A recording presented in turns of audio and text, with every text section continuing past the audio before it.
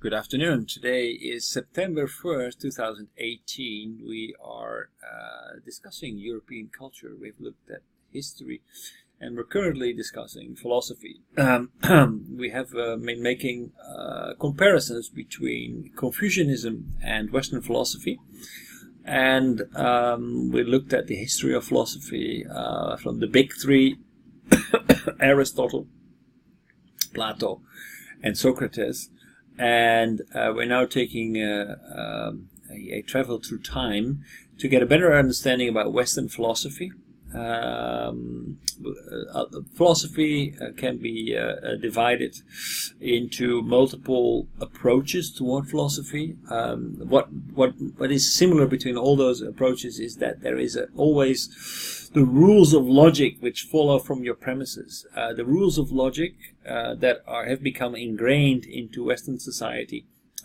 We can argue about the premises and whether they're valid or not, but we cannot argue about the rules of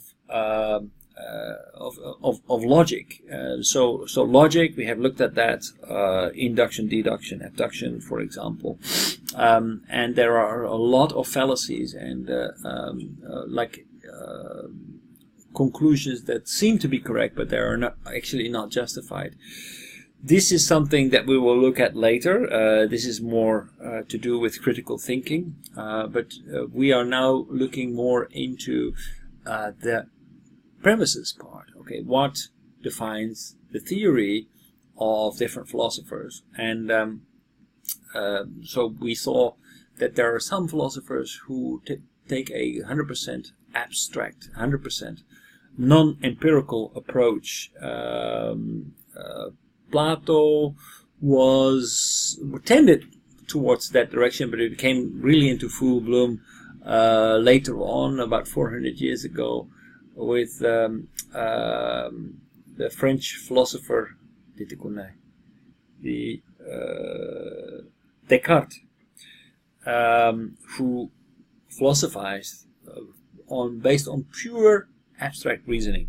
Not on observation, but on abstract reasoning, because Descartes was questioning everything, and he wanted to find the truth, and he could only find the truth if it was unquestionable. And since you can question almost everything, even whether or not you exist, he needed to have some kind of base, some kind of like basic truth on which he could construct the world, and basically what he found is that I think, therefore I am, and because I am, I can deduct other truths based on that thinking.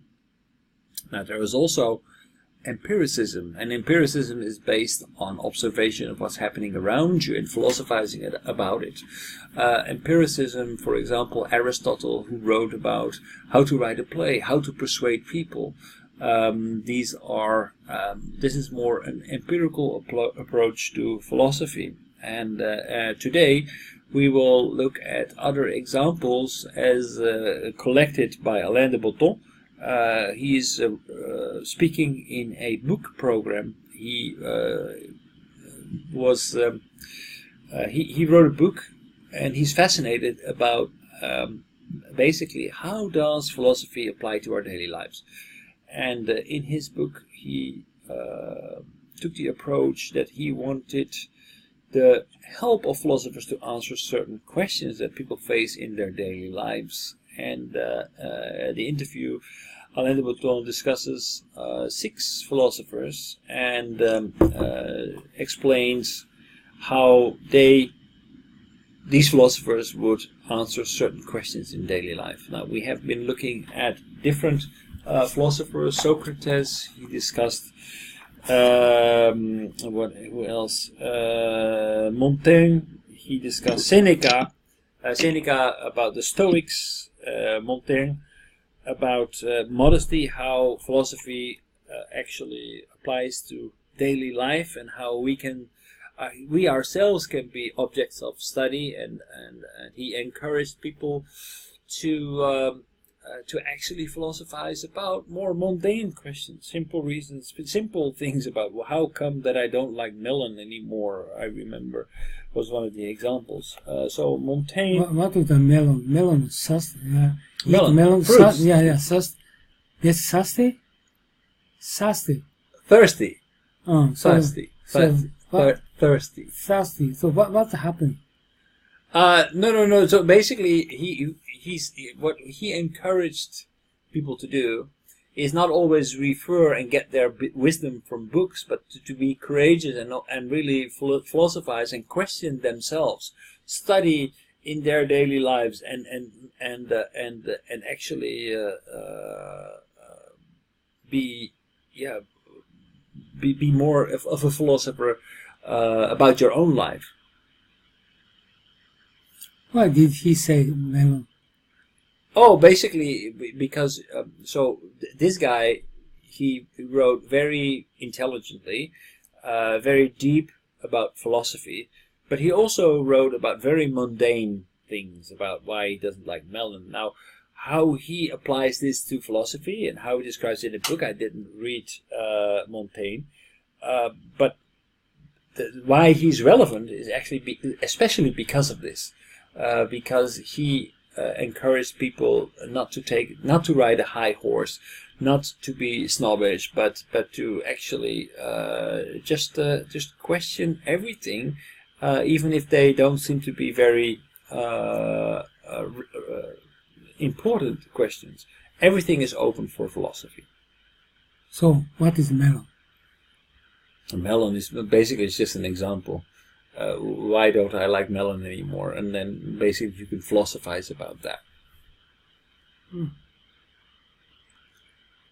Shall we switch on the air conditioner a little bit? It's getting warm in here. Yeah. On, off. Okay. So, if I'm not mistaken, we finished with Schopenhauer, and Schopenhauer love talked about love, exactly, and why people actually fell in love with people they would never be friends with. And then he explained rational and emotional. Right. So basically, he says people fall in love because of a biological urge to reproduce, and they reproduce to make babies. Ah. So they choose their mate based on the urge to reproduce, and they choose their friends based on completely different qualities. So that's why a lot of marriages, a lot of men and women relationships are not very happy, because basically we were not thinking long term when we were selecting our partner. What do you mean? I mean that your spouse or your partner, your romantic partner, was not selected based on whether this person had the best qualities that you value in a person, but was more chosen, or is she a good mother to my kids, or can I make kids with her? Only making kids? Mm. I don't understand. So well, basically, only selecting the... Subconsciously, people are selecting their partner based on, okay, can he be the father of my child, or can she be the mother of my children? Instead of, is this a good person? Is this a kind person? Is this a gentle person? Is this an interesting person? Those are not the qualities. Anybody going to select a woman, she should be better intellectual, better, Well, subconsciously, apparently, according to Schopenhauer, we do not select her based on her intelligence or her kindness or whatever. We select her. Would she be a good mother to my kids, or can I make it? It's the same.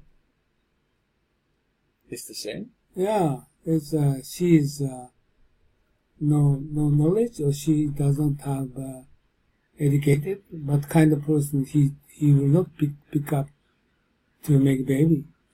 I don't know. Subconsciously, he's saying that you might. Any woman, He can, because maybe she's very attractive, or she has a good strong body, or there's all kinds of. I understand. Body and looks. Right. Okay. This is Schopenhauer said. Yes. Yeah. And he was. That's all. What is his message? Basically, his message is we should take classes in disappointment. Classes disappointment. In disappointment. Classes. Yes.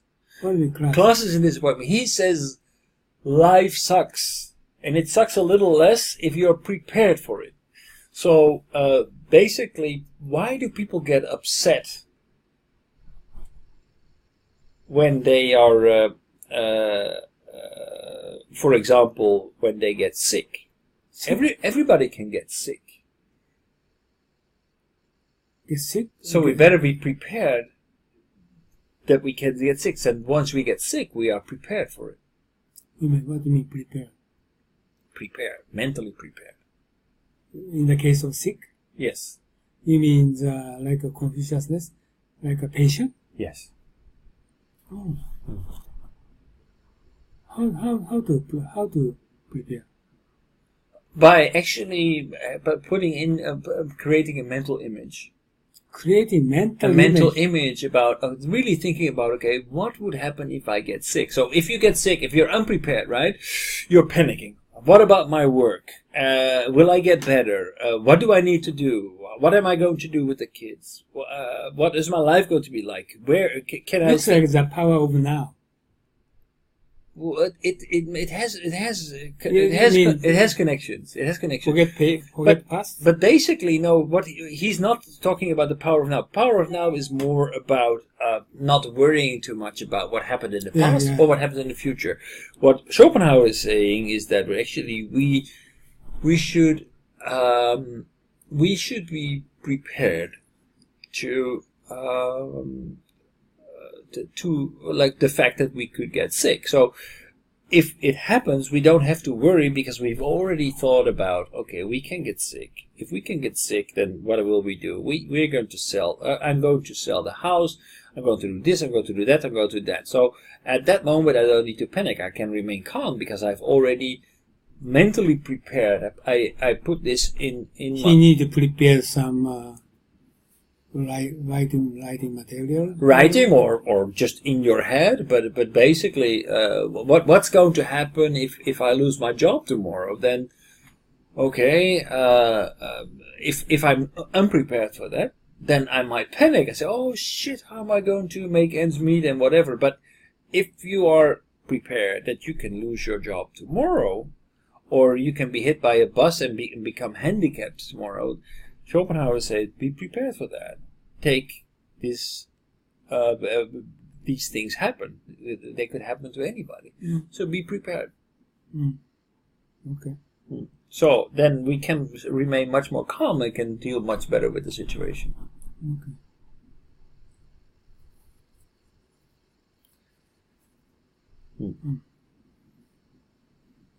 All right. I think next up is Nietzsche. Nietzsche is most difficult person. Yes. Do you know something?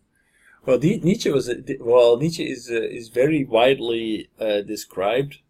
Before showing video, why don't you explain more? I don't remember exactly what. Good explanation. He said he is not easy to listen. I'm sorry, I don't remember exactly what's in the video. I saw it maybe 1.5 months ago. A month ago. You don't know nothing at all? About Nietzsche? Yeah. You know something? Well, I know, for example, it was Nietzsche, I believe, who said God is dead.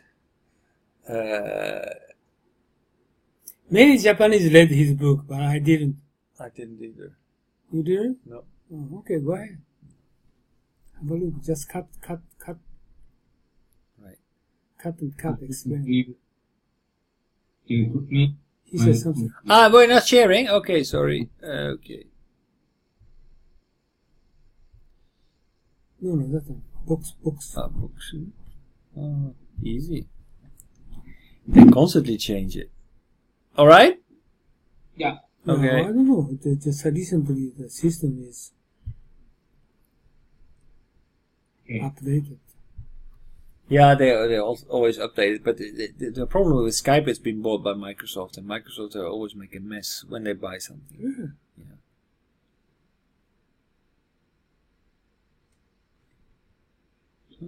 Okay, just wait. Come in. No, they started. As you know, a lot of these books are huge bestsellers.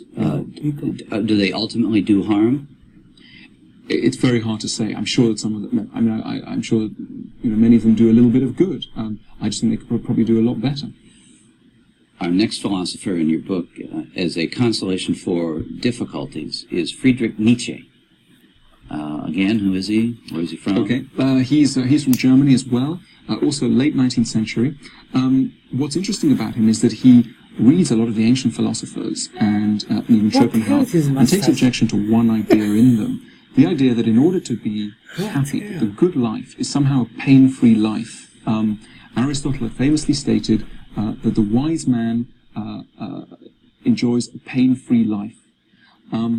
Nietzsche read this and thought it was ridiculous, that he believed that the greatest lives always have a great deal of pain in them, and that if we persist in thinking that there is something wrong with suffering, we'll also cut ourselves off from the chances of fulfillment, and that it's a measure of any good life that it will enjoy or rather endure a great deal of pain. So what he wants us to do is to feel sort of more relaxed about the fact that things are difficult. He wants to prepare us for the legitimacy of pain. What if fulfillment comes without pain? Did he accept that as a possibility? Absolutely. That's terrific. So pain is not a requirement for fulfillment? Pain is not a requirement. It's just that very often I think we have a kind of pain-free view of fulfillment. I know many people, for example, just to take my own line of work, who write books, who try and write books, and they say, they call me up and they go, well, I tried writing a book, I've written the first chapter, but it's so difficult, I think there's something wrong with it, etc. Nietzsche says, at some point, let me give you, anyone out there who's thinking of writing a novel, here's some thoughts for what Nietzsche says about how hard you should try to be a novelist, because he thinks pain is normal when you're writing a novel. It's not that the novel is bad, it's that pain is normal. He says the recipe for becoming a good novelist is easy to give, but to carry it out presupposes qualities one's accustomed to overlook when one says simply, I just don't have enough talent. One has to make 100 or so sketches for novels, none longer than 2 pages, but of such distinctness that every word in them is necessary. One should write down anecdotes every day until one has learned how to give them the most pregnant and effective form. He gives us all a list of all the things we should do. One should continue in this many-sided exercises for 10 years at least. What is then created in the workshop will be fit to go out into the world. So the philosophy amounted to a kind of curious mixture of optimism and pessimism. Optimism in that all of us can write great books. Pessimism in that it might take 10 years, but that's normal. I want to go back to the photograph of him because you comment on his physical appearance. How did it affect his philosophy and his life? He had a very large moustache, a huge moustache. He believed that when people saw his moustache, they would believe that he was an angry, military kind of man. In fact, so this was a purposeful... No, he was simply fond of having a nice big moustache, but he was aware of how easily people would judge him, and he was made rather unhappy by this. But he also had a very unhappy love life, tried to pick up various girls, including Lou Andreas Salome, a great beauty of her day, who lots of men were in love with. She eventually had an affair with Rilke, and Freud was rather taken by her as well. Anyway, he wanted to take up with Lou, but was rejected. He is the one who came up with the concept of the Superman. Mm-hmm. What does that mean in terms of his philosophy? Really, he sees that there are many kinds of lives that are possible, and he believes in a hierarchy of lives. He believes that there are people enjoying more of life than others. He believes in the special existence of a kind of class of people, supermen. And this is received rather a kind of comic tone, literally comic, because of the comic character of Superman. So he wasn't, and also it's been associated with a kind of Nazi philosophy. We see a picture of Nietzsche greeting Elizabeth Nietzsche, Hitler greeting. That's Nietzsche's mother. No, that's that's Nietzsche's sister. Sister, I'm sorry. In old age, she met Hitler. Hitler was very taken by Nietzsche's philosophy. Basically, there's a lot of misunderstanding of what Nietzsche's philosophy was about. It had a rather heroic tone, which attracted the Nazis. In fact, Nietzsche was totally he hated German nationalism. He hated anti-Semitism, but he was simply misappropriated by the Nazis. What was key to his idea of the Superman was that there are some lives that are better than others. He didn't have in mind this kind of cartoon character who flies through the air. He believed that someone like Goethe was a Superman. Someone like Stendhal, someone like Montaigne was a Superman. That is, someone who had, as in his words, explored all their possibilities. Someone who had explored their sensual selves, their intellectual selves, their worldly selves, their intellectual selves. Someone who really had feasted from life. He also was aware that all these noble and eminent men had suffered a great deal, and he believed that there is a necessary connection between having such a life and suffering, that you simply cannot enjoy what these men enjoyed and be too squeamish, because such lives will require pain. Did he believe that any person could become a Superman? No. He believed that, well, as I think I said with the same example with the novel, it's a mixture of optimism and pessimism. Yes, potentially it could happen to all of us, but in practice, many of us are simply deniers of, we're simply too squeamish. So that's why we can't. But he's not ranking the quality of human life by saying some can and some cannot, is he? He is ranking human beings. You know, there's Goethe at the top, and there's some crude Nazi barbarian. There's some crude, let's say, anti-Semite nationalist at the bottom of the pile. Nietzsche would hold that assumption. By the way, does this also apply to women? And in terms of all these writers, do women ever factor into the philosophies in a different way than men might? Schopenhauer was famously caustic about women, again in a way that was, I mean, what one finds both in Nietzsche and Schopenhauer is a desire to shock. They were writing in the 19th century, an enormously prudish, priggish age, where moralists were constantly praising the forthcoming age of equality of all people and universal happiness and socialist bliss, etc. This enraged both Schopenhauer and Nietzsche, who like to provoke. They like to provoke, and they make a lot of provocative statements, which I think have to be taken with a pinch of salt. Some of these were at the expense of women. Did Nietzsche address women individually then? He believed that women were on the whole of inferior mental capacity. What do we look to today to his writings? What are the books called, and are they still around? People tend to go for one of Nietzsche's worst books, Thus Spake Zarathustra. Don't head for that. That's the biggest pile of boring nonsense. But that's the only one I'd heard of. Exactly. Don't read that. Why did I hear of that? It achieved kind of popularity in the early 20s in America. It was translated by someone and became kind of popular and whatever. But it's really an unfortunate thing because it's I don't think his greatest book by any means. What does that phrase mean, and what was the book about? Zarathustra is a kind of allegory of an Indian god, Zarathustra, who comes to Earth and tries to rescue human beings. It's a kind of very convoluted account of the Nietzschean good life, but done metaphorically and through poetry. It's really almost unreadable and terrible, in my view. If you want some nice Nietzsche, head for a book called Human, All Too Human, which is a selection of aphorisms, which is wonderful. Also read a book called Twilight of the Idols, and also a book called Beyond Good and Evil. And these are the books that I center my work on. He wrote about drinking. What did you think about it? We're drinking water here on C-SPAN. Water is the Nietzschean drink par excellence. He said that water suffices, that in order to be happy, all you need to do is drink water. He was very against alcohol for reasons that connect up to the other bits of his philosophy. His philosophy is based on the idea that you must escape pain, that pain has vital things to teach you. Now, what alcohol does, as we all know, is to dull pain. And by dulling pain, Nietzsche believed it also removes the possibility of deeper fulfillment. So in the short term, drink makes us feel better, but it removes the possibility of greater fulfillment. Drink is, in Nietzsche's words, a narcotic, and Nietzsche was very against narcotics. That's why he believed we should drink water, not wine, beer, spirits. You talked, too, about his thoughts on Christianity, which were a little unusual. That's right. Now, we're talking about drink. Nietzsche said at one point, he said there have been two great narcotics in European and Western civilization. He said, drink and Christianity. And he was anti-Christianity for the same reason as he was anti-drink. He believes that Christianity, in the short term, makes us feel better about a lot of things that are quite unfortunate. Being friendless, loveless, poor, intellectually weak, inferior in lots of ways. It brings us great consolation. How does Christianity do that? By praising meekness, weakness. A lot of the New Testament is given over to praising what I suppose one would call, according to worldly values, weaknesses, poverty, etc., etc.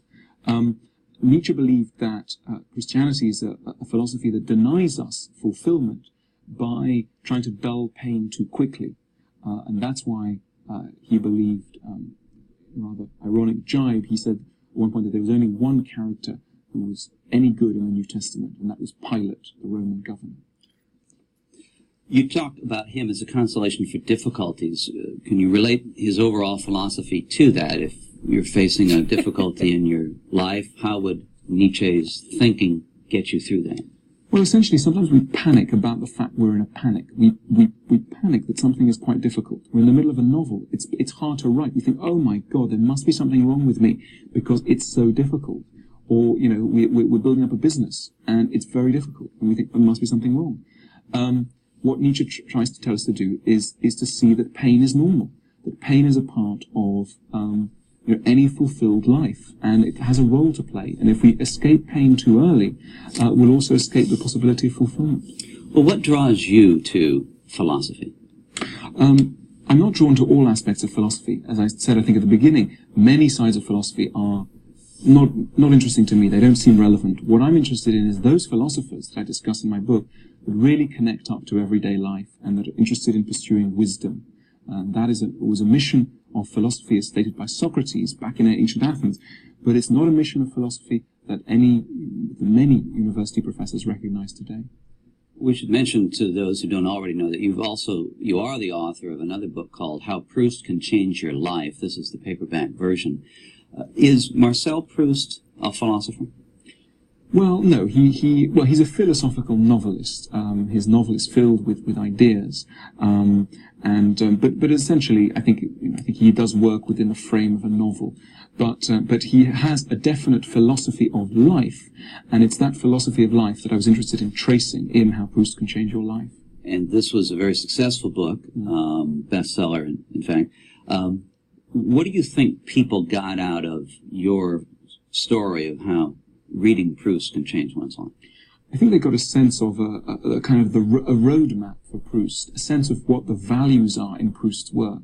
So it's not a summary of Proust's book. That would be stupid even to attempt. But what it is an attempt to delineate what Proust's philosophy of life and of happiness is. It's really, what is the point of life for Proust? And I do that by looking at his novel and his letters and his own life. And so it's a vision of what things Proust values. And what do you want, or how do you want people to use this book, The Consolations of Philosophy? I think to see just how much the six philosophers I look at have to say to us that is relevant to today, and to see that philosophy is not necessarily always the dry, turgid subject which many of us have experienced either at first hand or by loose acquaintance, that there are certain philosophers who really speak from the heart to us today. But not all of them are consolations necessarily, and I just name a bunch that aren't on your list. Plato, Aristotle, Descartes, Russell. They're not on your list for some reason. They don't fall into a category. And what is that category? Well, I mean, there are so many people missing from my book because I'm only looking at 6 people. So, I often get asked, there's no one here from the 20th century. What have you got against the 20th century? What do you have against the 20th century? And I say nothing. What have I got against the 14th century? There's no one there either. And the 11th century? No one. 10th century. So it's 6 essays on 6 key philosophers. It's not a comprehensive study of all of philosophy.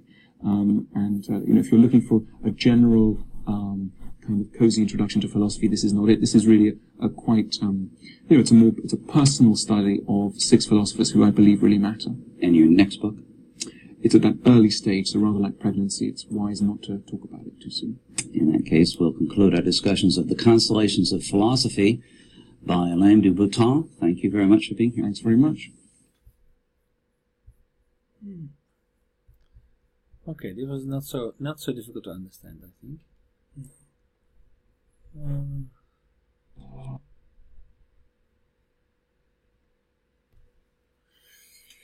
Okay, so he's talking about Nietzsche, and Nietzsche has a He said pain.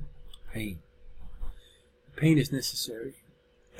Pain is necessary to live a rich and fulfilled life, to achieve your goals.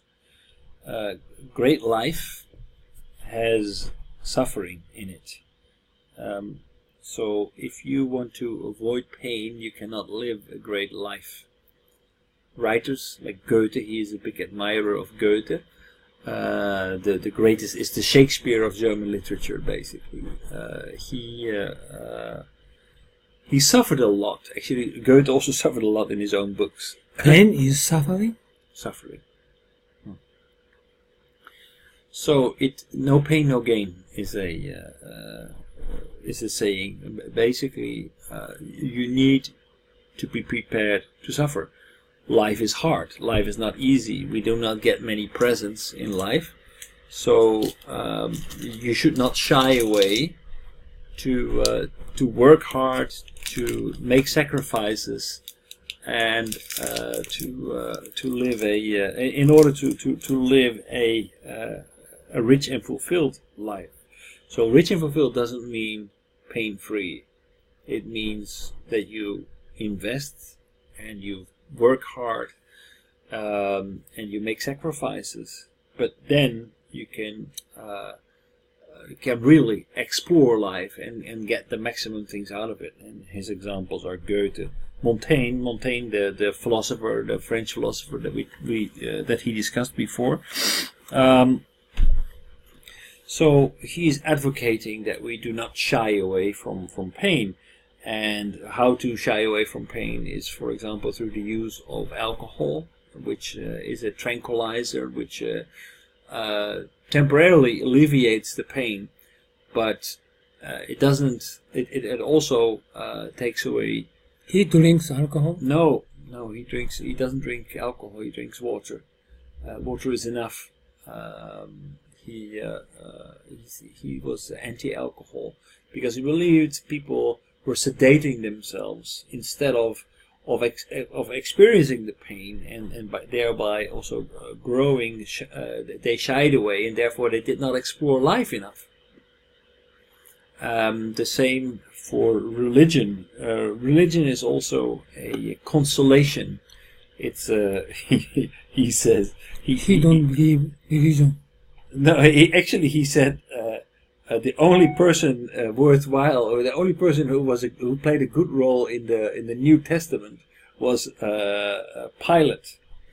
Pilate was the ruler who sentenced Jesus Christ to be crucified. So basically, according to Nietzsche, he liked to shock. He says, well, the only person who was any good in the Bible was Pilate. Because Pilate. Pilate.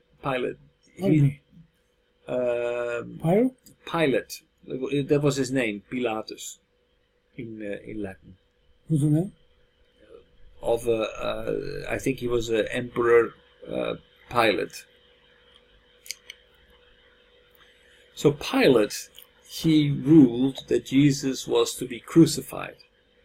So according to Nietzsche, he said God is opium des volkes. That God is a drug to the people, and that has been used by Marx as well. Karl Marx. He used that phrase. God is opium des volkes. Marx. Yeah, Marx used that. Marx was also anti-religious. He said, okay, religion is there to distract people from the pain that they're having by sedating them, by making them blind, but the the workers should revolt and should get their share of the production. Right? So he denied religion. He denied religion. Yeah, God is dead, or religion is the opium of the people. So it does what it does. It takes away. It tries to take away the pain, the alleviation, but it also prevents people from standing up for themselves and taking control. So that is that's why religion, just like alcohol, plays such a bad role, because it actually prevents people from waking up, from being aware of finding their true potential.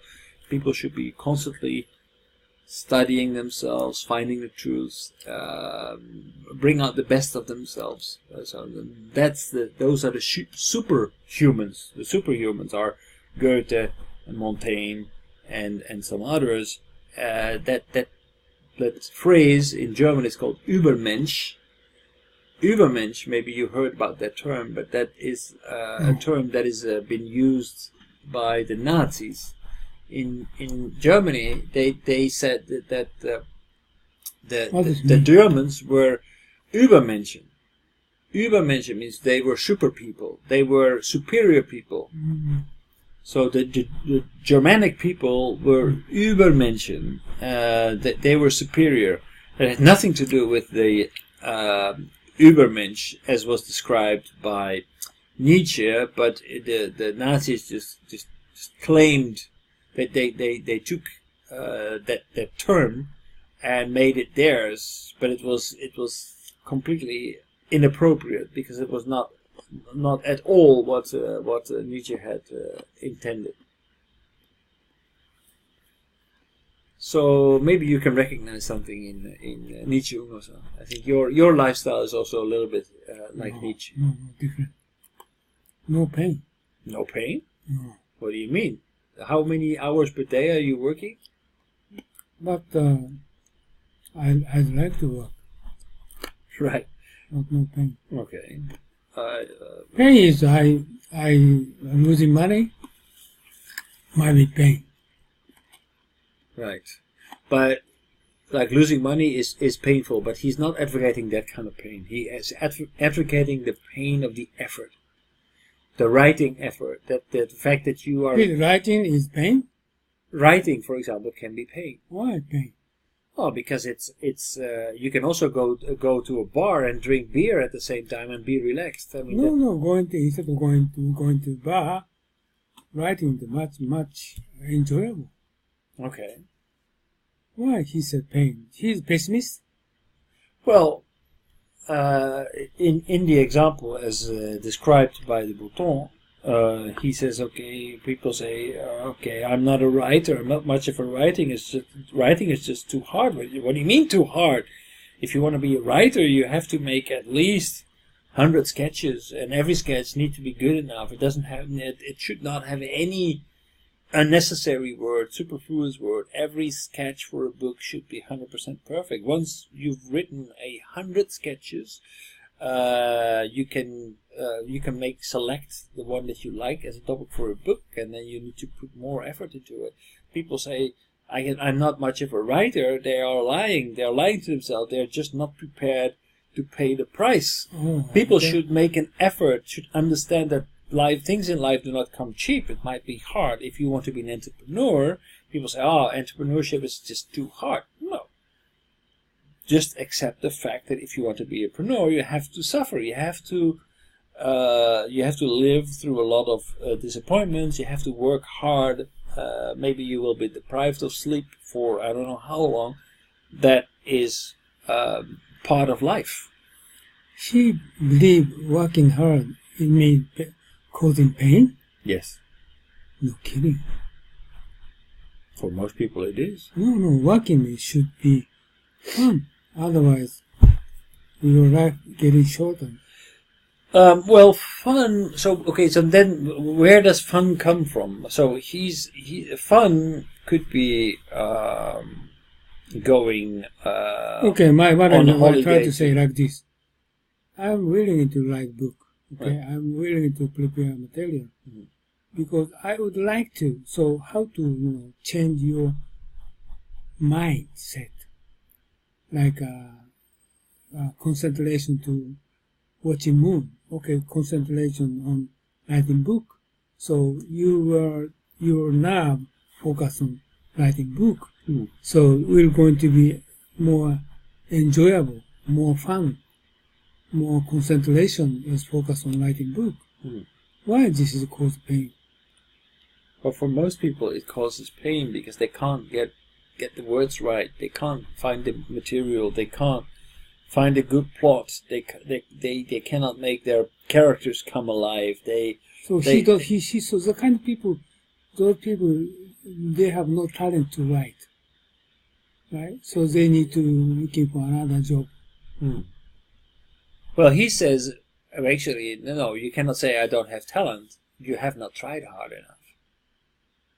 What? You did not try hard enough. You cannot just reject Okay, it. this is try hard. This is wrong.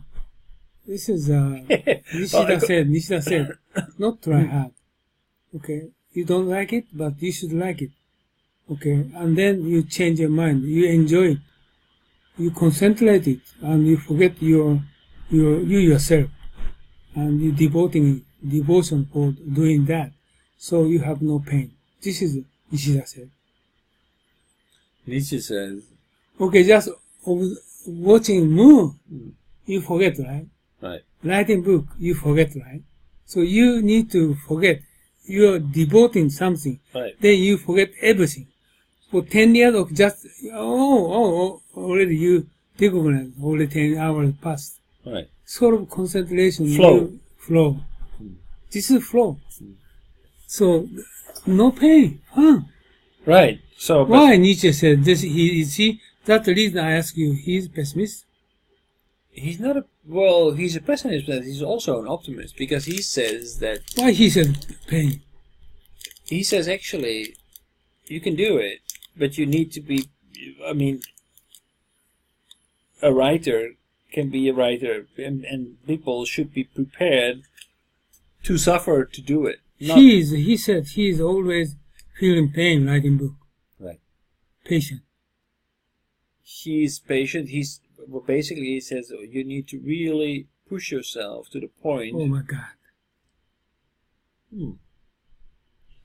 Basically, probably what he would say, if you write a book, what Nietzsche would say, if you write a book and you say it's fun, then he would say you probably can write better. Then he would probably say you can write better. And Bouton said you should not read Zarathustra. It's Also, Zarathustra, yes. so difficult. It's a bad book. It's not well written. It's not really a good book. Because the reason is simple. Nietzsche don't want to write. Possible. Maybe patient, line by line. So that's he spent I don't know how many years he written down, but with patience. That's the reason that's not good book. This lady wants you to contact her. No, this is always like this. No, this is not like this. This is beautiful lady coming up. I see. Always this screen. But so the point is that you need to explore life. You need to get the maximum out of your life, and the maximum is different for many people. If you want to enjoy life, if you just want to enjoy, you will not get the maximum out of your life. So there is no. Actually, there was a question. That actually it was a question. She means he whole life with patient. How old So he died? He didn't actually say, because that was a question from the interviewer. And the interviewer asked him, is it a requirement to suffer? It's not a requirement. So if you can do it without pain, that's fine. But if it requires, if you cannot just give up because it's painful. You need to accept the fact that pain might be necessary to achieve things, and you should not shy away from pain, because that might be necessary to achieve a rich and fulfilling life, to become a Übermensch, and Superman. Mm. Mm. But that's not something you are by birth, different from what the Nazis said. But it's something that you become through effort, through to really examining life and everything around it to the maximum. And that, in the case of Goethe, in the case of Montaigne, came with a lot of pain. Goethe was well, we had to read him in German class, but yeah, I thought he was a bit of a hypochondriac. But that means that he loved to suffer. But according to Nietzsche, he suffered because he was a Superman, and he was making an effort to really find the truth.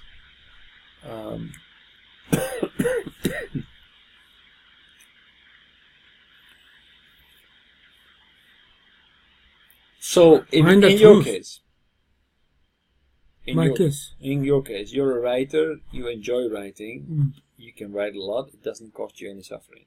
That doesn't mean that you are not a Superman according to Nietzsche. You can just as well be a Superman. But if you would write a book and you can't finish it because it's just too hard, the topic is not easily accessible, it's hard to understand, he would say, no, you cannot give up. You need to study harder, and again, and again, and again, and maybe watch the same video not 2 times, but 200 times. And after you study it 200 times, you will finally start to understand what this What do video you is. study? Study and work hard. Work hard. So what? So what? Then you will gradually become and understand what the video was He about. said work hard with pain, right? Right. So Why with pain? sometimes that's necessary. You cannot shy away from life, because then you are not truly examining life if you always shy away from pain. If your life is dedicated to religion and alcohol and other ways to tranquilize your feeling. I mean, mind you, this is what most people are about, right? So we saw that video that had 5 million views before. This is a video about Don Quixote, where you can buy a hot sauce.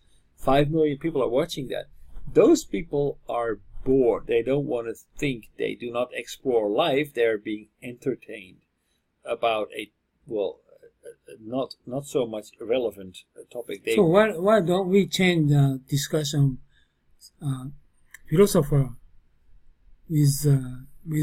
without pain, more enjoyable, laughable for elementary school student. We can teach you. The enjoyable philosophy. Okay, my message is usually human beings need to avoid pain. We consider for the world more enjoyable everything. What can not only 5 million YouTube, but even nobody watch it. But this you need to prepare this content with enjoy. Is that the message? Now, I do not agree, actually. So if you say, okay, enjoy life, yes. So actually, if you would have asked me 20 years ago, what do you want in life? I would say, I want to have a happy life. Actually, I did say, I want to have a happy life. But what is happiness? Is happiness being pain-free? Or is happiness achieving the goals that you set in your life? So what Nietzsche is saying is that it's the latter. It's achieving the goals that you set in your life. If you set your goal, if you want to be a writer, you cannot give up on your goal because it's so hard to write. No, it means that you haven't tried hard enough. So if you want to be happy, is happiness means achieving goals. Achieving goals means sometimes that you have to suffer. You should not shy away to suffer in order to achieve your goals. Otherwise, you will live a life like most people do, watching videos about the new hot sauce from Don Quixote, and playing video games on your way to work, and collecting your paycheck at the end of the month. That may be a happy life, but is that a fulfilled life? I don't think so. For example, exercise, okay? Exercise, yes. You try to patient you with pain. Instead, you try to do exercise enjoyable. It's more better, good record you can get. But if you exercise with pleasure, if you don't push your boundaries, you do not improve. No. You need to set a goal. Like bodybuilders, like Arnold Schwarzenegger, right? I saw a video about Arnold Schwarzenegger, how he built his body. He was not so big as a kid, but he became very big. And he said the only way to become big like me, pain. Pain. He's from Austria. Like he's from close to Nietzsche's culture, like a Germanic.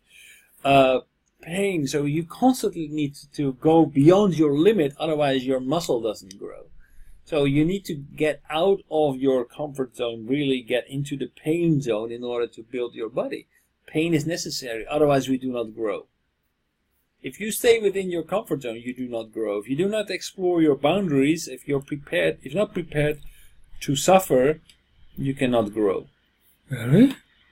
According to Nietzsche, it is really, and I tend to agree. I tend to agree. What do you think, Takai-san? I don't agree. No, I understand.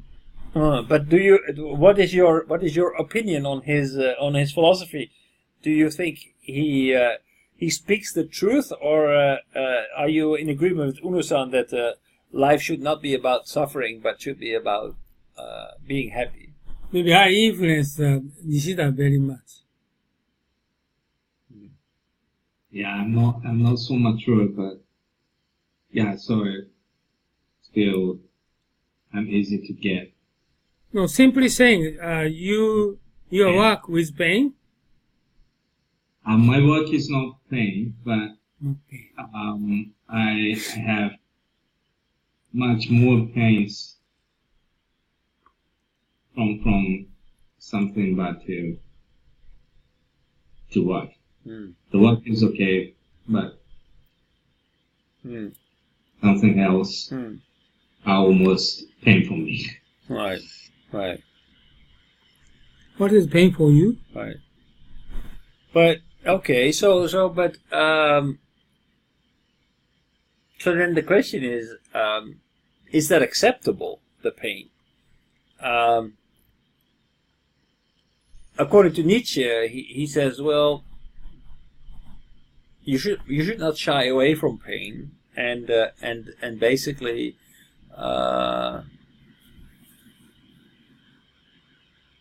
it will help you to explore life to a deeper level. Now, I don't know that if that is exactly applicable to what you are talking about, but when it comes to study, when it comes to things that we want to achieve in life, it's not about how we live, but it's more about the things we want to get out of life. Wisdom, success, building up our virtues. Those things, they may not always come for free. They also will require suffering. Like, okay, you have suffering from stupid things, like from things that are just within your region because maybe you're cold or you have ill health. He's not talking about that kind of suffering. The situation that surrounds you. That is not what he's talking about. He's talking about pursuing your goals, pursuing to become a Übermensch, like that means of a person of wisdom, right? That may require suffering, and people should not give up aiming to become a wise person, they actually should put in the effort. They should accept and tolerate the pain because the goal justifies the means.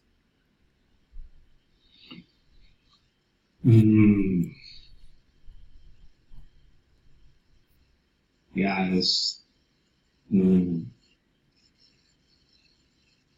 So maybe pursuing the goal, overcoming the pain, that is not the case that I feel the pain. Oh, really? You So must feel the pain if you fly from like a back and forth, and you're always away, and you don't see your child grow up most of the time, and you live in jet lags, and you're struggling to go forward, and you need to overcome resistance left, right, and center. Is that not pain? That's pain. Yeah, that's pain. Yeah, it can be said like this kind of pain is in a lower level for me to pursue for some goal. Then including the pain, then I have the wider or higher level of the target to achieve. That is not the pain. So, but that is what Nietzsche is talking about. Né? So what you are describing right now is that you live your life according to what Nietzsche is describing. So you say, okay, you just accept the fact that pain comes with it. So basically you are following Nietzsche's philosophy and accepting the fact that what you want to do, your goals, justify the fact that you're always away, that you work hard, you overcome resistance, that you don't see your kid grow up, and things like that. That is exactly what Nietzsche is talking about. So if you say, well, that's I don't think that's pain. Okay, I think that both you agree on the way that you should live your life. Only you define pain in a different way than Nietzsche does it. Maybe in Japanese society this is not seen as pain, but atarimai, possible. Yeah. I'm feeling it's not the best way. So which creates sometimes some pain. But yeah, including the pain, maybe where I'm accepting some pain, then I feel okay. This is my way. That part of the job. Then that's my part of life. Right. So that is what Nietzsche is saying, basically. So we should, if you want that life, if you want that goal, don't give up because it's painful. That's just a part of life. That's just it. So I think that basically you're following your life in the footsteps of Nietzsche. Okay. I think. Uno-san is not. Okay. Every Saturday afternoon, 3 o'clock to 4 o'clock, I was so sleepy. Wake me up is pain. Because I talk too loud. Pain in your ear.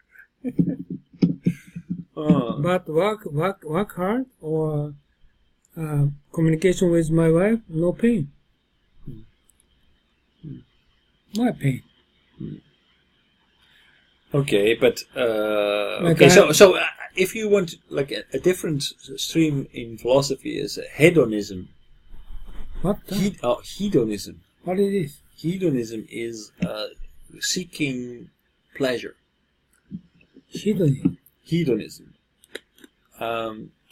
But I really feel that Nietzsche and Japanese culture are very closely related. Yeah. Because what you are saying about it's no pain, you're also talking in terms of patience, right? Patience. Listen to your wife, patience. Oh, okay. Why do you do that? Patience is not necessarily a thing that comes easily. I mean, patience is different from indulging in pleasant company and enjoying a good conversation. Patience is okay. You are doing that because you are aiming for a higher goal. Therefore, it becomes atarimai. But that is also living your life according to Nietzsche. Okay, patient means we need to consider the counterpart people's mind. Okay, if I consider your mind, your thinking approach, your way of life, my way of life is different. Right. Okay, patient means I'm listening what you say. Okay, whatever you say, patient. And I try to be patient 10 times, 100 times, 1,000 times, 10,000 times. Then I get familiar with your mindset. You can accept what you say, everything. This is patient. Right? So, no fear, no warnings, no complaint. This is patient. So that is resulting no worry, no fear, no pain. Right. Okay, for example, I want to meet with a different person, or man or woman. He is talking about something. Without patience, I cannot hear him. Okay?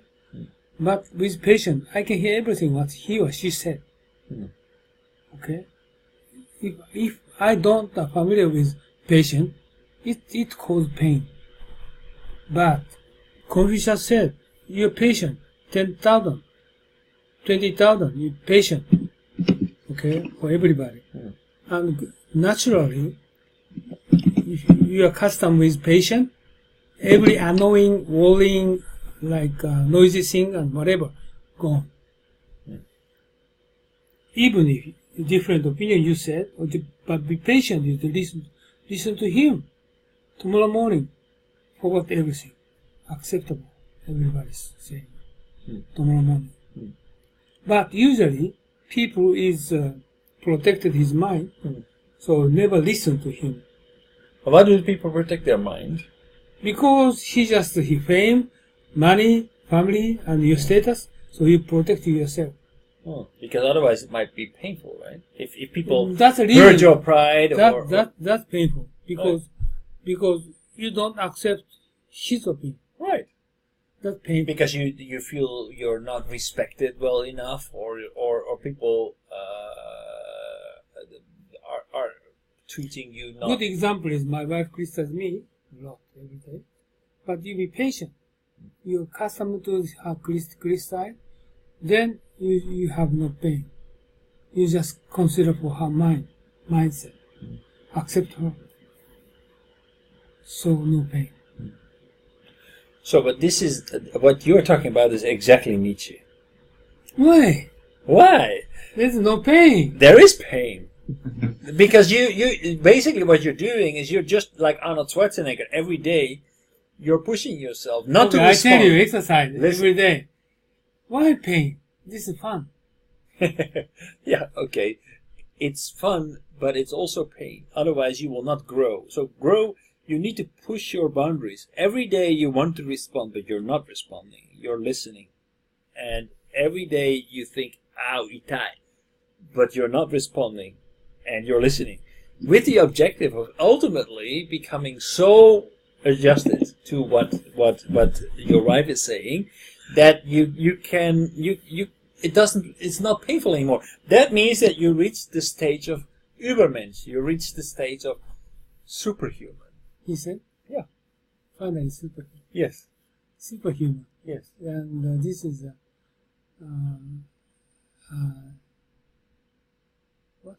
what Confucius said? Takashi, what Confucius said? He was superhuman. I forget that. What was that? He also speaks about superhuman? Yes. Yappari. Superhuman. Superhuman. Just a moment. I just... this one.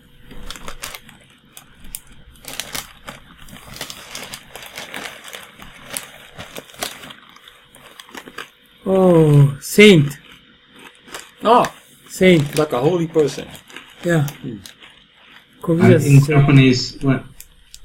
Confucius said saint. Seijin. Okay, and Buddhist is acknowledgement person. Acknowledgement. Enlightened person. Enlightened person. This is this. Kunshi. Huh? Kunshi. Sunshi. Kunshi. Sunshi. Kun. Kunshi. Kunshi. 早起きにああ、君子ね。はいはい。君子。Kunshi. ペインです。 Gentleman. Gentleman. 君子 is gentleman. Right, that's in your book, right? To become a gentleman. This one? Okay. So, you both say, I think it's interesting because you both Japanese and you both say, that's not pain, that's normal. No. Most human beings in most different cultures, they go to church every Sunday because they want to be lifted of their guilt. So they go to church, they talk to the priest. They say, I'm sorry, I sinned. So they confess their sins to the priest.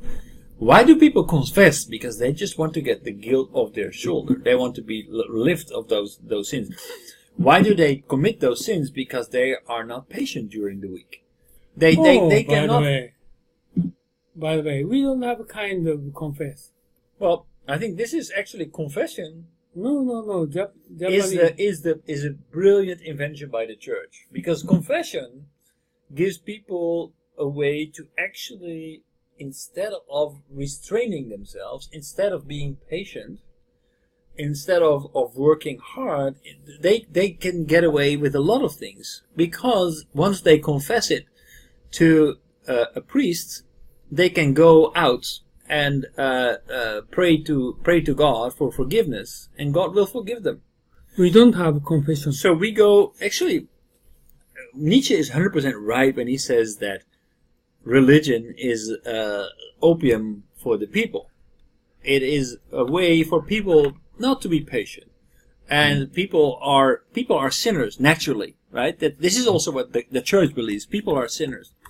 But only God can forgive you. So if God forgives you, I mean, you only, after a week full of sinning, you can go to church, ask for forgiveness, God will forgive you, and next week you go back to church and you will donate to the church. It's a perfect system. The church became very rich through this system. I'll show you. I think I will be killed if I go back to the Netherlands. If people see this video. I'll show you the Confucius English.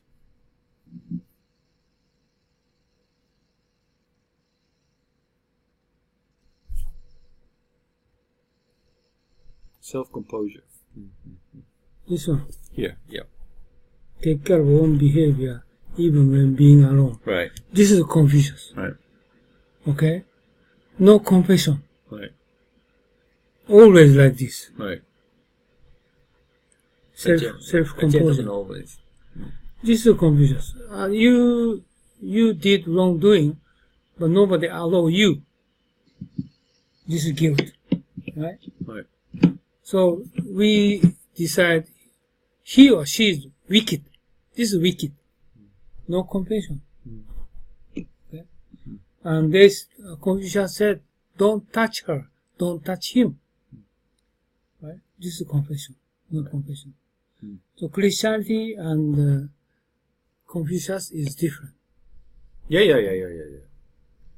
Right? Like Christianity is a kind of like leave prison without paying card. But it's interesting thing is Taiwan, they have something God.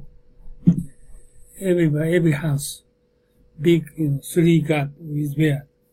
They everyday confession, daytime wrongdoing and night. This God allow them to do wrongdoing. The guy who made those statues made a lot of money, I'm sure. Oh yeah, money. Yes, Kang. Money God. So, Uno-san, if you want to make money, you have to get in this kind of business. No. I studied Confucianism for 20 years. Actually, okay, Nietzsche, but also Seneca, they are a little bit on the same page about Seneca. It's the Stoics. Stoic. I forgot briefly saying Seneca. Seneca was Stoics, also Stoic, and actually all of them, the Schopenhauer too. They said basically, I forget life is not. What the message of Seneca? Seneca is be prepared that bad things will happen to you. Just make sure that you're prepared. Bad things happen to you? Bad things will happen to you. Be prepared? Be prepared. Really? Yeah. Seneca? Seneca is from the Stoic philosophy. And Stoic means being unmoved. So if you want to be patient, if you want to remain calm, you actually can reach that through being preparation. Calm. Yeah. Whatever happens, you should whatever happens, stay calm. And how can you do that? Your mind never move. By be prepared, never move. Exactly. I understand. This is just exactly the same as Confucianism. Right. So this is and the emotion and rational. Who is the philosopher? Emotion and rational. People is everybody emotional, but also rational, but also emotional. Who says that?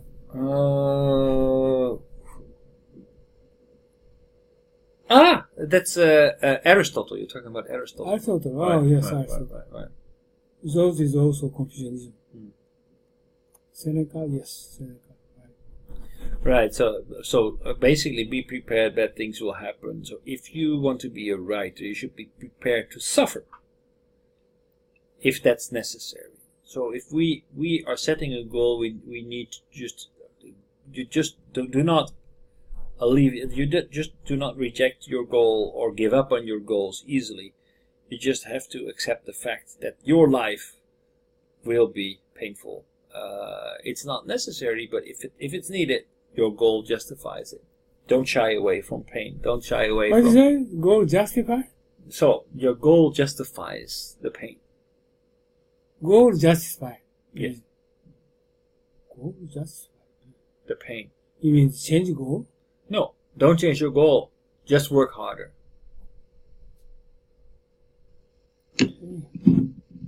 I can't understand. Why? Pain is pain, right? Pain is pain. Some people feel pain stronger than others. Like Takahashi-san, I think he's talking about the same thing, but he doesn't. He feels that it's not pain because it's just like normal that you do these things because you're achieving your goal. But give me some example. What's the pain? Well, what we were just talking about right now, the pain is never being able to be home, never not seeing your kids grow up, always being in airplanes and having to live out of your suitcase. By the way, in the airplane, no pain. For some people, that's pain. No, 10 constantly hours, being on the road. 10 hours, I'm free out of everything. I like it too, but I don't fly that often, so maybe. I tell you, I'm in the airplane for 10 years.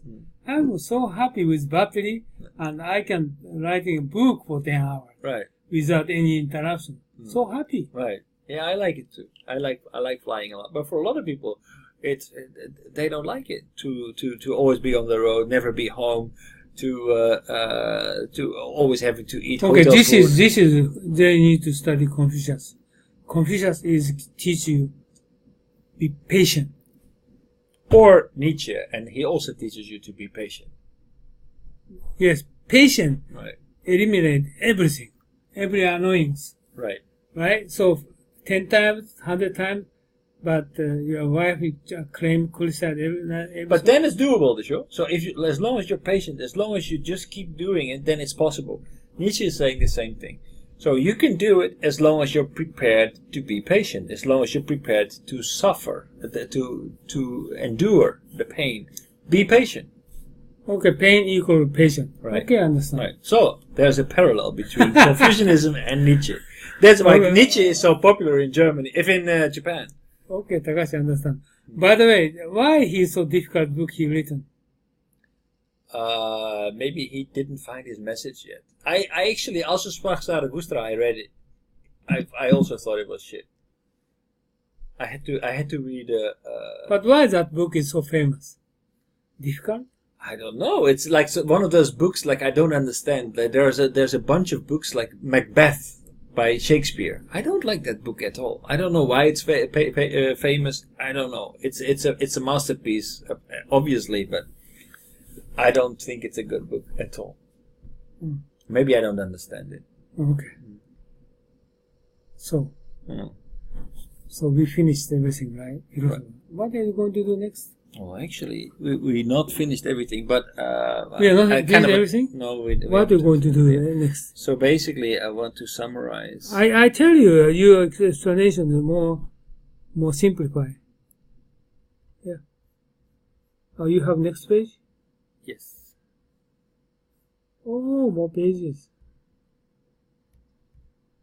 It's more summary.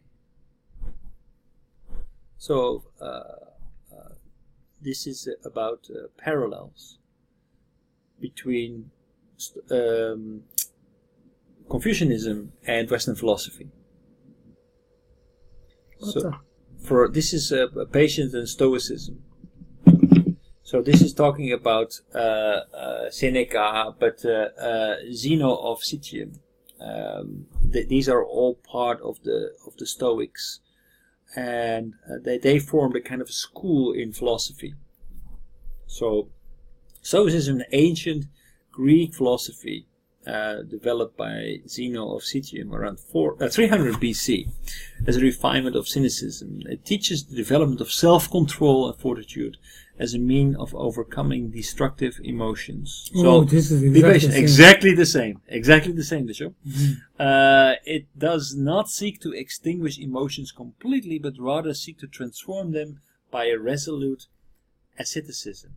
This is for a voluntary abstinence from worldly pleasure. So Stoics, they did not drink alcohol or seek to eat luxuries or eat fine food, which enables a person to develop a clear judgment, inner calm, and freedom from suffering, which it considers the ultimate goal.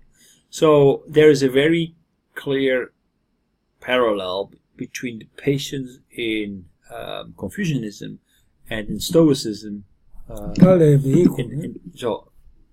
In the Greek culture. So this is a clear parallel between Western and Eastern Why you philosophy. write down patience to Stoicism? Patience forms a central element in Stoicism, but also in Confucianism. Stoicism including patience? Yes. Stoicism is all about patience. Really? Yes.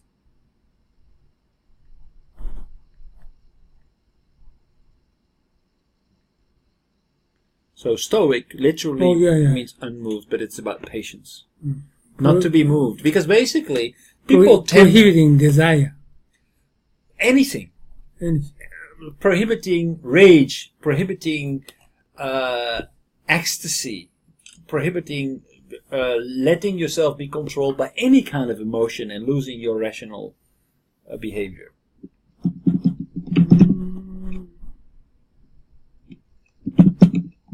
So Stoics are capable of controlling their emotion by staying calm. I didn't know Zeno. Zeno, yeah, that's the founder of the Stoic school. Oh, really? I didn't study it at university. Actually, Stoics I'm reading now. About the Stoics, yeah, I think I need to learn something about it. Takashi, did you know him? Sorry, who? Zeno. Zeno Sitchin. No. No, he didn't know. So do you study philosophy in school? if I Normally? if I studying at university, maybe yes. Okay. So every university student No, student studies philosophy. No, I don't think so. Okay. But usually if going to school. But when I was a student, all university closed for years, so I didn't study. So I lost normal education. Right. So there's we did a little. Maybe Sonoda knows that. He studied very well about sort of all those things. Oh, right. He read a lot of books, but I don't. Especially recently, I don't read book. Only YouTube. It's a lot of work, a lot of time. No, YouTube. Go to YouTube. Do you know the publisher at present told me, your book cannot be published, but you quoted, go to YouTube, but all major of YouTube is very much personalized one. If you go to BBC Not or an CNN, objective source. but source is not reliable. Yeah, but there is a thing. Like I don't really like. Okay, so that also would reject that you read an opinion magazine, for example. I don't think that is right position to take. As a Western person, I would argue that actually by following the perspective of different people and looking at something from different angles, a colored view of the reality is actually helping us to get a deeper understanding of what is the truth. So it's not necessarily. I think it's very well. It's a pity to just reject a source as subjective and therefore inadmissible. If the only reason why you should reject it if you're not prepared to look at the other side as well. Maybe I think like that. At Sony Corporation, I proposed my training program, and finally they pick a famous consulting company instead of me.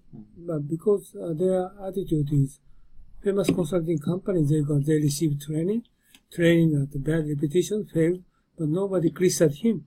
Right. If I did, in this case, he is criticized because I'm not famous person. If they don't care about content, okay, who's going to prepare?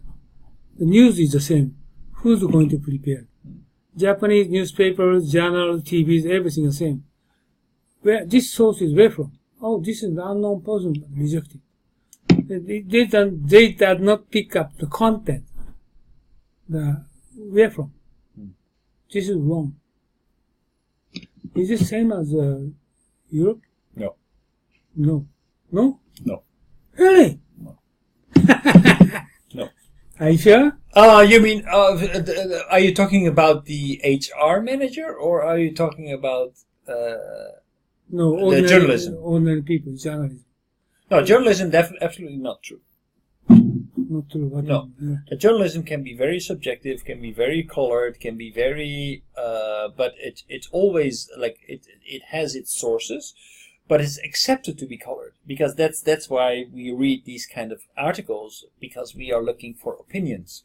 Basically, we want people to interpret the reality, and then we are encouraged to read multiple magazines to actually find other perspective on the same subject. So usually what you see, it's a kind of like based on your preference, what kind of magazines you read. Like you read Time magazine, but on the other hand, you also want to read a kind of the New Yorker, for example, to get a more balanced approach to look at.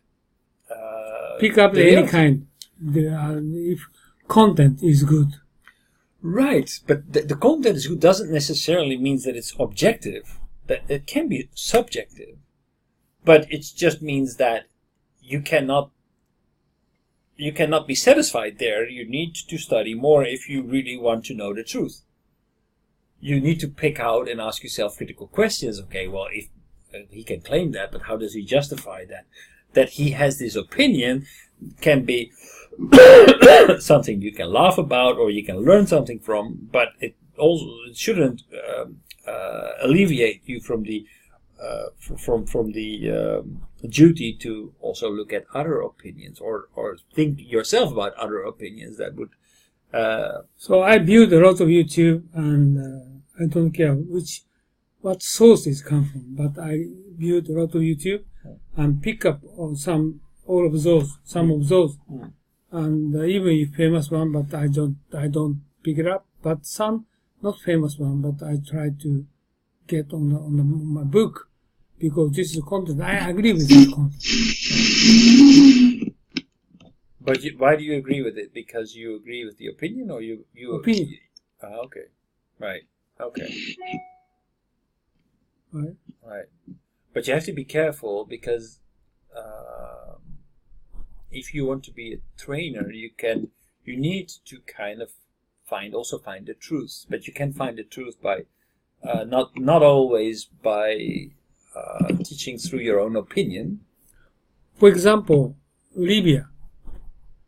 America did bad thing invading Libya. This is a not normal decision, normal opinion.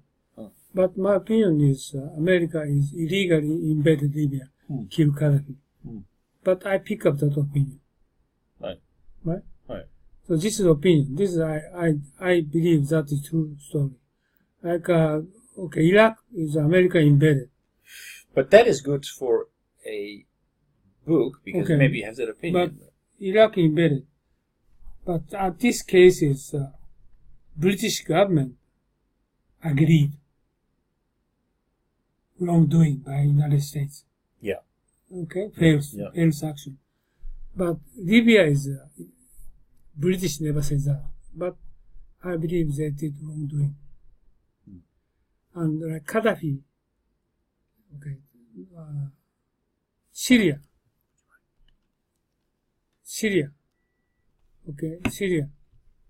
is Bashar Assad. Westerners, he's bad guy, wicked. But I don't think so. Yes. I don't think so either. So I pick up that opinion on my book.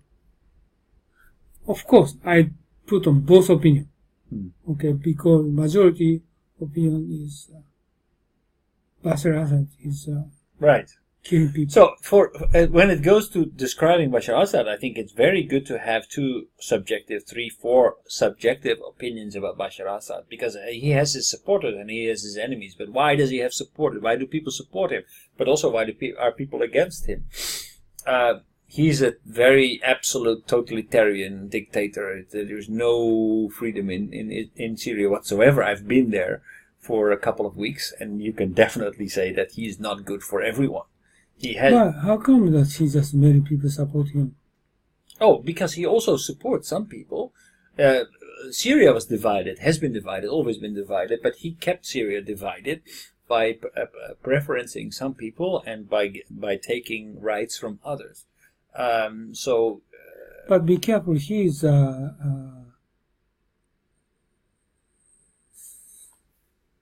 Shia. Yes. Arabite. Shia, Arabite. But majority population is Sunni. Yeah. Okay? Yeah. So, absolutely, he is not supported by majority of people. No, exactly. So, he, his father, it was not him, but his father... Oh, he's a Hama massacre, I know that. You know that? I know that, Hama. I've been there. But it's terrible. Do you know what happened to all those people? Yeah. Do you know? Yeah, father did. But you know what happened to those people? Yeah. I know the father did. Yeah, but do you know what happened after they were killed? There were about 15,000 people that were killed. Yeah, I know that. You know that what happened is that they took the bodies of those people, they dug a very deep hole, they put all the bodies in the hole, and then they emptied it. They put concrete inside, and they built a big flat building on top. Hey. A hotel. Hey. And on the hotel, it's about 20, 25 story high, there is a big painting of Assad, the president, on the side of the building, on top of the grave of, it was like Hama is the Why did It's the- massacre happen? what's it? It's the Some insurgent? what's the movement that Insurgent? yeah Protest? no they were the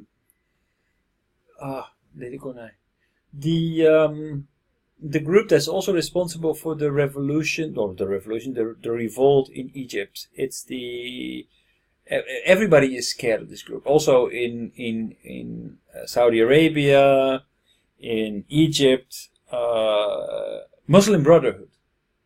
Muslim Brotherhood is a big resistance an organized resistance in Syria, and they had their headquarters in Hama. So that's and actually I know this Muslim because Brotherhood is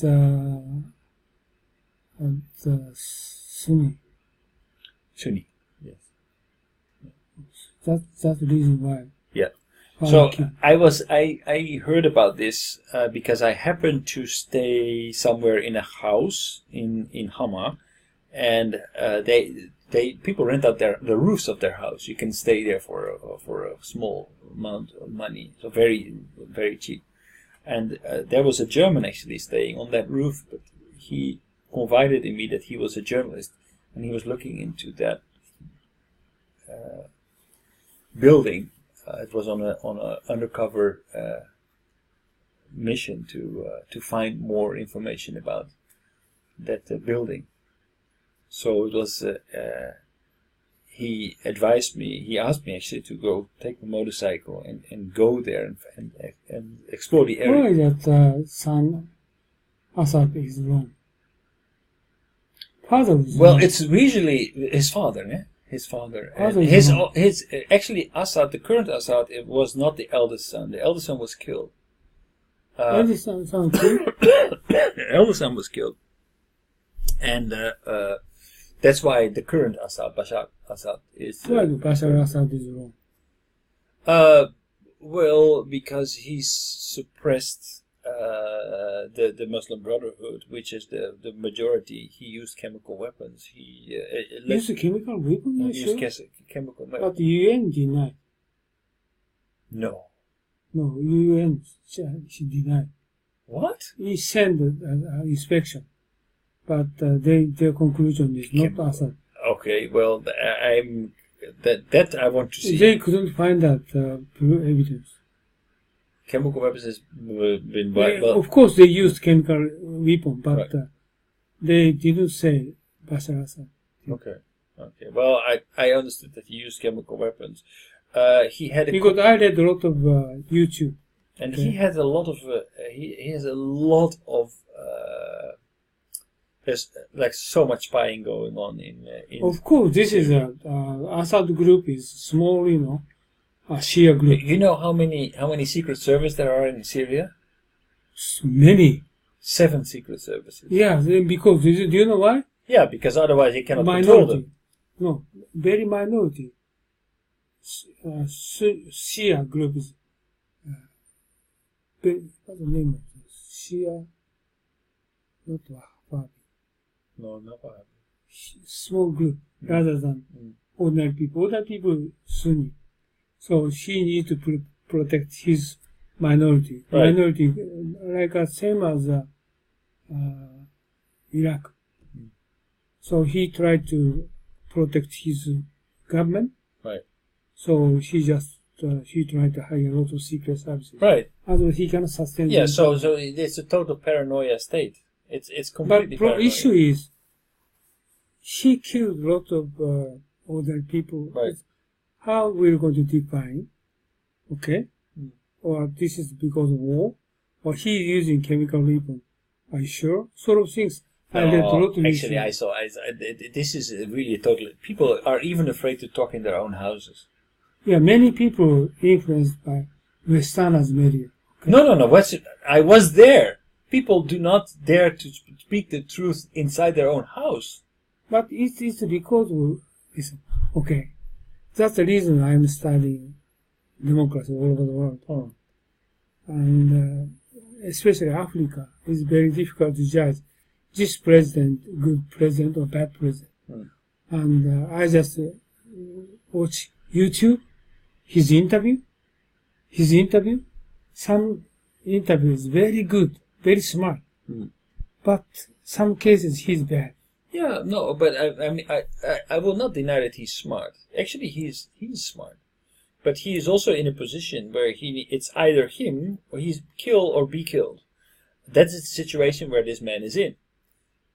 But he kills definitely, and he doesn't represent the will of the people of Syria. That's the problem. That's when you become a dictator. Of course, he needs to, like every human. He just happens to be equipped with a lot of power. Therefore, he can suppress a whole people in order to sustain himself. I mean, he probably needs to do that, otherwise he will be killed. But people really are suppressed. Like I was invited inside of a house. When did you go there? In 1995. Father. Sorry? Father. His father. So his father, I saw a picture of the guy's father. I said, "Oh," he said, "Your father?" Yeah. He said, "Well, actually, he's with Allah." Oh, I'm sorry. So. Oh yeah, Alawite. Alawite, yes. Alawite. Yeah. So I said, "Oh, what happened? He was killed," and then he said, "Oh, he was killed in 1980, I don't know exactly, but that was the year that the bombing took place on Hamas. So Homs was it Hamas or Homs? Homs was it? Hama massacre. Hama massacre. Hama. By the way, I'm talking about son, okay? But I spent the whole year writing 10 books. But difficulty is very difficult to judge who's right, who's wrong. But Western American said many cases, American government said is many cases wrong. But this is actually where I have a question. This is really where I have a question, because it's very, very rare, very, very rare to make a judgment who's right and who's wrong. Exactly. It's only Idi Amin was wrong. Who? Idi Amin of Angola. Like he was really wrong. I mean, he's wrong. He's Everyone wrong. say wrong. Right. I agree. So he's wrong, but it's not very easy. It's very difficult. Is like Libya, Gaddafi. He's good or wrong. He was popular with his own people. Yeah. So. Yeah, but also. For example, good example, Kenyatta is a president of Kenya. Yeah. He's good or bad. How's he going to judge? Very difficult. Right. So Kenyatta is also the product of the colonial rule of the British of Kenya, a country without any democratic history, and you need to judge. Okay, it's very easy to judge in retrospect. Zuma is wrong. Zuma, I don't know actually. He just Rhodesia to Zimbabwe. Right. He's a hero. That's but Zuma. Wasn't Zuma. that? No, that's. South America. No. Okay, Zuma's an eye. That's Zuma is South that's Robert Mugabe. Mugabe is Mugabe. Wrong. Yeah, Mugabe is. Well, but even Mugabe, as a freedom fighter, he brought independence to Rhodesia, and therefore was. He's hero. Yeah. But at that time hero, but turned out to Exactly. But every hero start to smell like a hero is not definitely necessarily so good. many cases is difficult to judge. Like Aung San Suu Kyi is so terrible. Yeah. So she was Nobel laureate. There is. Obama he is terrible now. He was very wrong foreign policy. His speaking word is pride rather than Trump. But what he did is terrible. I recognize recently I studied that. Because, not his character, he got 6 billion. 6 billion? No, $6 billion for campaign money. Yeah, How yeah, much? $6 billion? yeah, $6 billion US. That's 6 billion. really? 6 billion? The number one in the history. $6 How much is $6 is? 億? 6億。100万、1000万億。 Miljard? 600 million. 600 million. Oh, that's this is double than the other operation campaign money. That's the reason why backward, lots of oligarchy people order him to do that. So actually he did wrongdoing. And worse than Trump. Trump he just no intellectual, right? He grown up poor family, No, rich. but no knowledgeable background, No. no education. Well, business school. But just only the Yeah. name. Yeah. He's rich, so he pay money. He got Right. he graduated. So Papa was very rich. He didn't study Very anything rich. at all. So, So, okay, even now, not only history, even now, you can judge. It's very risky. Nobody knows. right. If you're going to go there and observe it and talk, many people talk with it, it's almost impossible. So that is okay. So that is where I think that you need to be careful. If you are going to choose video, for example, that gives an opinion. Exactly. So who's right, who's wrong? That is one way, but that is a way that you can inform people. But as a teacher, you need to have a balanced view. You need to show people that it's very difficult to actually say who's wrong. So who's some right. country I watch a lot of YouTube because I can't make judgment. Right. This president good or bad, but still one by one watch a video, but I cannot make judgment. Some cases finally, But I there can is judge. there's always, I mean, people make bad decisions, make selfish decisions, they are people, right? Many cases in Africa, many countries French speaking. Right. So English is very difficult to find out. So it's very difficult to analyze that country is supposed to be. Algeria is French, so big difficulty to find out English YouTube. So old one I can judge current one, right? Right.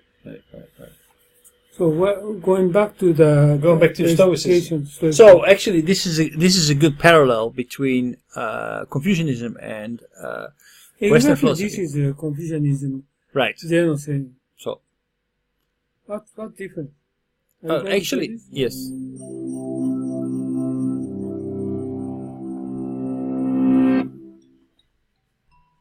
You've been stranded thousands of miles from home with no money or possessions.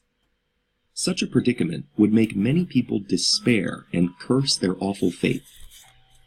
But for Zeno of Cyprus, it became the foundation of his life's work and legacy.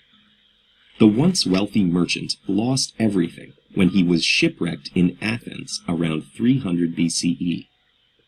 With not much else to do, he wandered into a bookshop, became intrigued by reading about Socrates, and proceeded to seek out and study with the city's noted philosophers.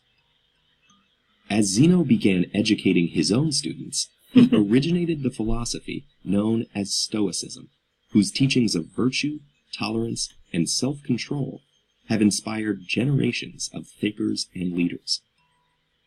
The name Stoicism comes from the Stoa Poikile, the decorated public colonnade where Zeno and his disciples gathered for discussion. Today, we colloquially use the word stoic to mean someone who remains calm under pressure and avoids emotional extremes. But while this captures important aspects of Stoicism, the original philosophy was more than just an attitude. The Stoics believed that everything around us operates according to a web of cause and effect, resulting in a rational structure of the universe, which they called logos. And while we may not always have control over the events affecting us, we can have control over how we approach things. Rather than imagining an ideal society, the Stoic tries to deal with the world as it is, while pursuing self-improvement through 4 cardinal virtues. Practical wisdom, the ability to navigate complex situations in a logical, informed, and calm manner. Temperance, the exercise of self-restraint and moderation in all aspects of life. Justice, treating others with fairness even when they have done wrong. And courage, not just in extraordinary circumstances, but facing daily challenges with clarity and integrity. So As Seneca, this is one of the exactly most famous in an ideal society, the Stoic this is tries exactly to deal with the world as it is. Confucius, right? What is the second? Temperance, What is temperance? modesty, not overindulging. Temperance. Temperance. Self-restraint. Control. Right. Self-restraint. Control. What is other? Justice. Justice, fairness, Fairness. and courage. Courage. This is exactly Yeah, just This is 300 this, BC. This one is Confucius. Center is what is this is benevolence. Yes, benevolence. Temperance. Temperance. Temperance. Self-restraint. Justice. Justice. Temperance and justice may be benevolence. Right. This is benevolence, right? Temperance. Justice is benevolence. Justice. Yes, justice. This is exactly the same as Confucius. Right? Takai-san, what were you saying? Righteousness. Righteousness. Ah, Justice? justice. Oh, yeah, justice. Oh. Righteousness. But Confucius said, wisdom, benevolence, and vigor. Courage. He said vigor. Right. Okay? Wisdom, benevolence, vigor. But justice, righteousness. Okay, same. for something with 4 factors, Jingi Bechi. No, different. This is Jin, Gi, Re, Chi, Shin. Different. 知人言う。知人言う。うん。これは知人言う。仁義礼信はこれじゃない。仁義礼、礼がないでしょ。信がないでしょ。礼と信がないでしょ。different. 知人言う。Treating others with fairness, even when they have done wrong. And courage, not just in extraordinary circumstances, Even but when they've facing gone daily wrong. challenges. That's benevolence. Even if they've gone wrong. Treat others with fairness, even if they did wrong. So, even if you're treated bad, so just treat other people fair. So, not an eye for an eye and tooth for a tooth. It's benevolence. Benevolence. This is benevolence. This is righteousness. I would say these, indeed, what you were saying before. Challenges with clarity and integrity. As Seneca, one of the most famous Seneca. Right, Stoics this is another wrote, Stoic. sometimes even to live is an act of courage. But while Stoicism focuses on personal improvement, it's not a self-centered philosophy. At a time when Roman laws considered slaves as property, Seneca called for their humane treatment and stressed that we all share the same fundamental humanity. Nor does Stoicism encourage passivity. What do you mean, passivity? Just passivity means that not to do Nor anything. does Stoicism. Passiveness. Passive means that's contrary to active. So active is to act upon something. Passiveness is just to remain idle. So stoic is being unmoved. That doesn't mean that you should not do anything. Unmoved in an emotional way. Encourage passivity. The idea is that only people who have cultivated virtue and self-control in themselves can bring positive change in others. It's exactly like Confucianism. One of the most famous Stoic writers, Maybe he read book. 300 BC. So he read book Confucius. Confucius 500 BC. 500 BC? also one of Rome's greatest emperors. Over the course of his 19-year reign, Stoicism gave Marcus Aurelius the resolve to lead the empire through 2 major wars while dealing with the loss of many of his children. Centuries later, Marcus's journals would guide and comfort Marcus Aurelius. Nelson Mandela through his 27-year imprisonment during his struggle for racial equality in South Africa.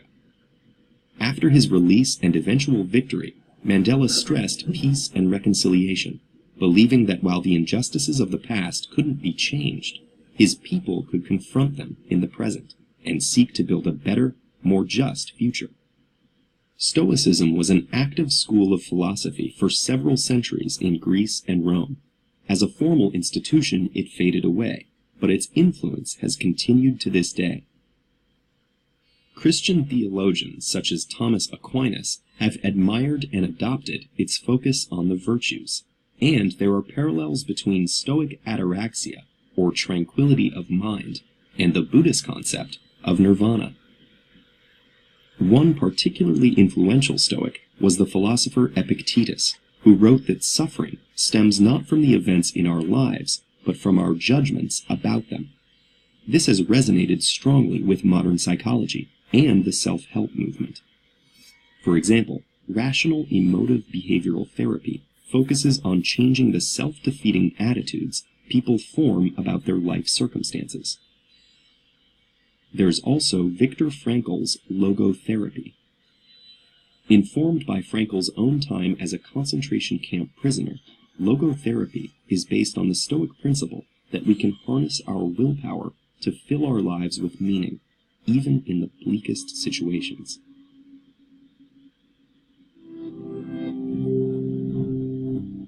Interesting.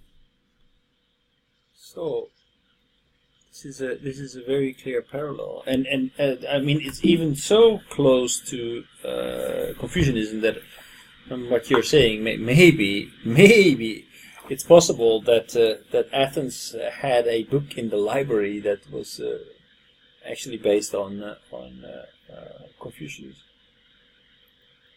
But was Confucius already? Has he always been mainstream, or even during his life? No, after he died, in BC 500, 400. Confucius arrived BC 500.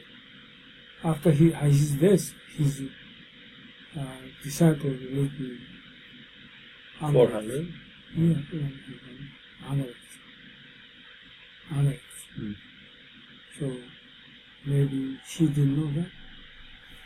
Too much close. It's very close.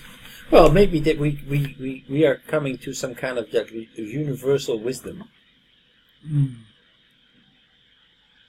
Very close, like a very similar, like a copy.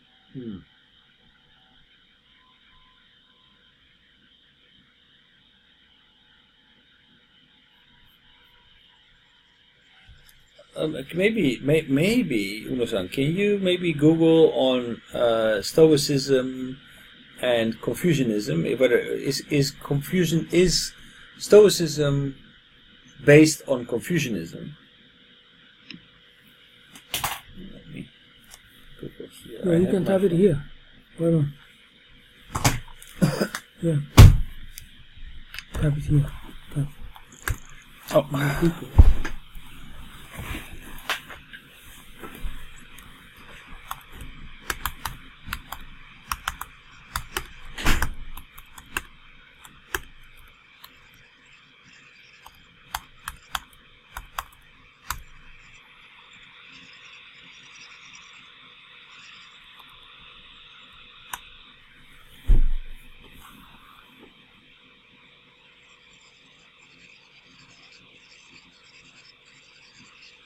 Ah. Quora. Sometimes I use Quora as a source. It's very good.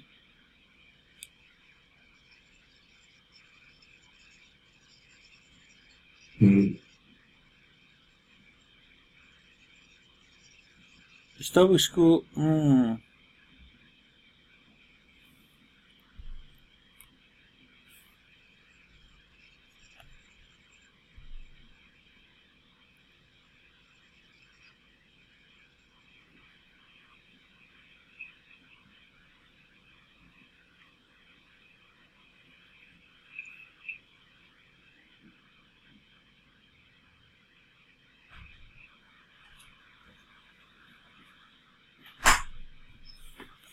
Did it do something It's different.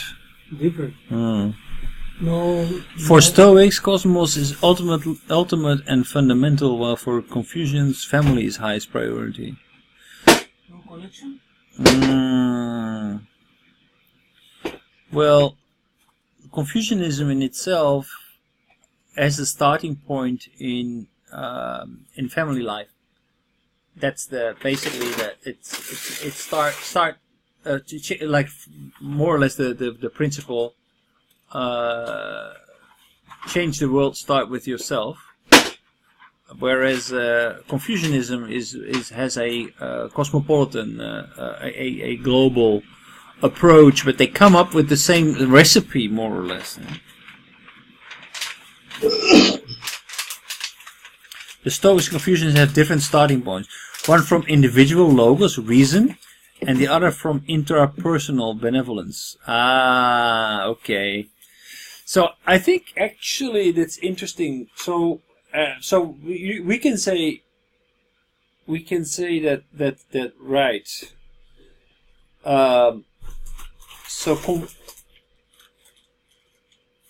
Stoicism is a Western philosophy in the sense that it is it's not a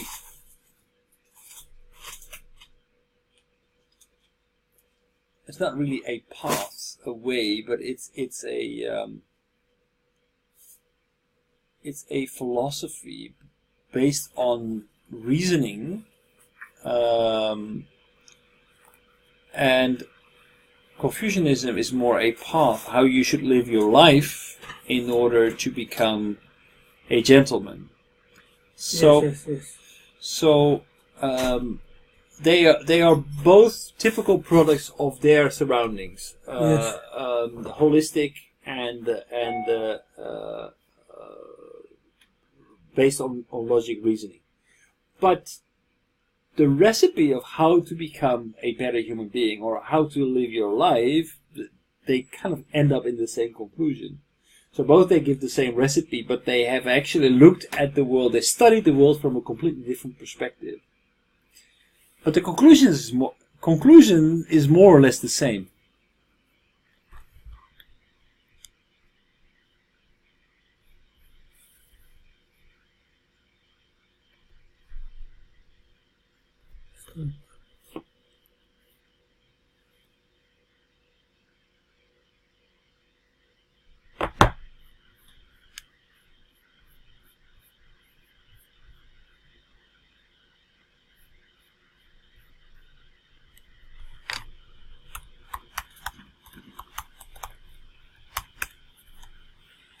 So to answer the question, are they the same? This article focuses on the origins of the philosophy and not on the conclusions, and therefore it says they are different. But if you would, the starting point of your comparison would be, okay, is the message the same? Then I think that the answer should be yes. Japanese, they don't say any explanation. Stoicism? Stoicism, yes.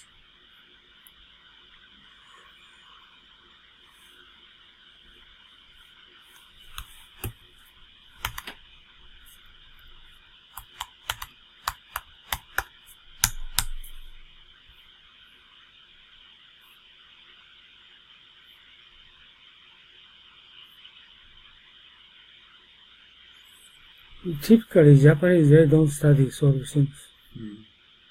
So, no. Okay, today is finished. What time are you going to dinner? I need to have dinner at 6:30. Okay. So I'm not in a hurry. Takahashi, do you have any question? That's okay. Yes. Next week you will not come, right? So that's right.